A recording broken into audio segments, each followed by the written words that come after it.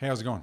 I want to make a quick video about this idea of constraints and creativity and just how powerful constraints can be when it comes to creativity. Plenty of books and articles and videos made on this topic.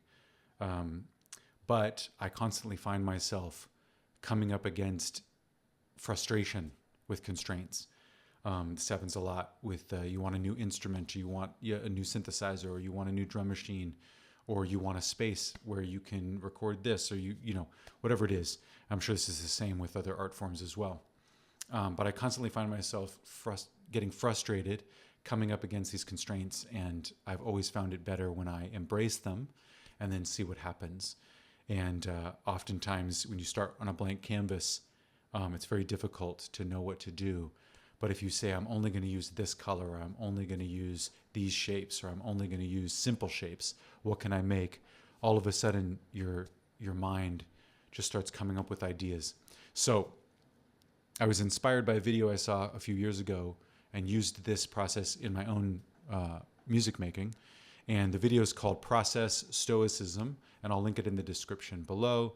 And it's from an artist called Main Void. Those were parentheses, in case you didn't know.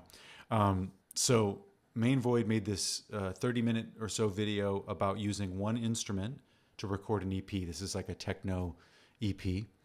And the instrument was track 1 from Native Instruments. And that's not super important.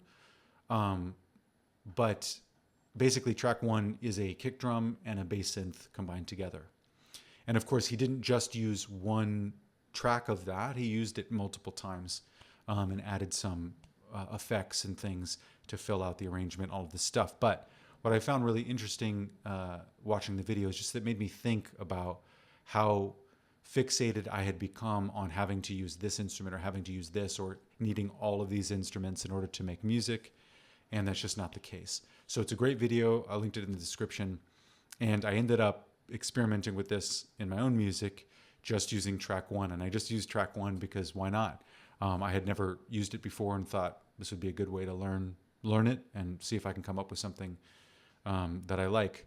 And I'll play a little clip of that at the end of this video, and you can also check out that song in the description if you're so inclined. But basically, just wanted to share a link to that video and hope that this inspires others who are looking for ways to create constraints around what they're doing.